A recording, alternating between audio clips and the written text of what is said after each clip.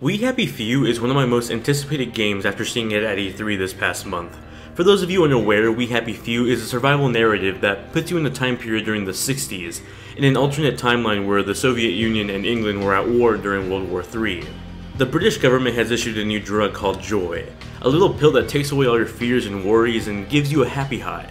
The people that refuse to take this pill are called downers, and they're exiled from society for trying to make everyone else feel bad.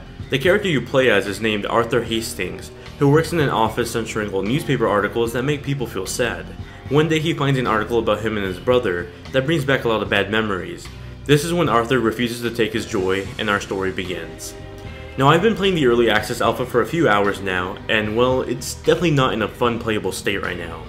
Now, that's not to say that I don't have high hopes for this game, but at the time of filming this video, the alpha doesn't feature all the stories of the playable characters in the game. The alpha really only just contains the introduction demo that you saw at E3 and the town of Wellington right after that. Now, I understand this is an alpha, of course there's a ton of stuff missing. I'm just saying that the early access portion may not be worth playing right now. The E3 intro portion of the demo is actually pretty awesome. Everything works as it was shown at the Xbox conference. You're also able to explore some other rooms in the office that you start off in. Now, once you finish the 5-minute E3 intro, you wake up in a safe room. You collect a few items, craft a crowbar, and escape. Immediately you find yourself in the town of Wellington, and, well, it's pretty barren. It's a town that captures the whole dystopian society feeling, but it's pretty boring at the moment. When you go talk to an NPC, your character will say one of the many pre-recorded lines he has. Oftentimes these have nothing to do with what the NPC even said. The ravens have gone from the tower.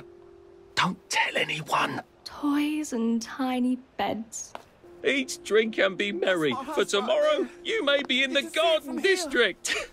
This is not even my life, it's somebody else's. You're not Harry, you don't even look like him. I just want them to stop screaming. Hopefully these are just placeholders for now, but just talking to an NPC can oftentimes kill the immersion of the game. Also, there really isn't any guidance to what you're supposed to do in the game. You explore the town for a while and you realize that you're supposed to cross a bridge, but there are some guards there that want honey in exchange for letting you pass. You're supposed to go find some items to craft something to catch the honey with from the beehive. Then comes a random exploration of trying to find a beehive in the town.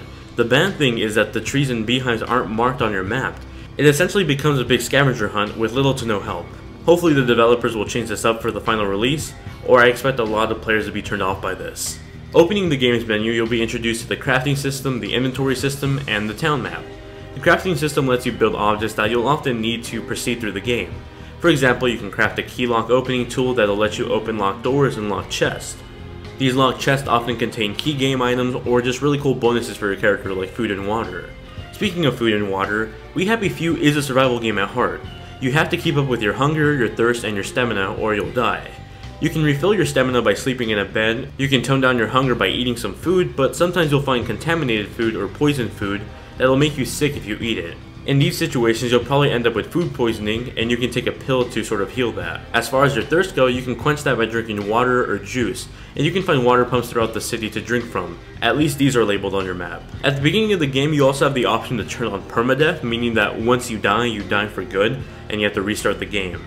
If you're intimidated by that, you can go ahead and turn it off. Overall, I think We Happy Few still has the potential to be a great game, but as with any alpha, it's nowhere near finished, and it's definitely not in a real playable fun state right now. However, if you're really excited about this game and you want to give early access a try, you can check it out on Steam in the link in the description below. You'll have to pre-order the game to get access on Steam. But if you want to try it out for free, you can try it out for free right now on Xbox One Preview. If you have any questions about the game, feel free to ask me in the comment section below. I'll try to answer every question that I can. Thank you all very much for watching, and I'll catch you all in the next one.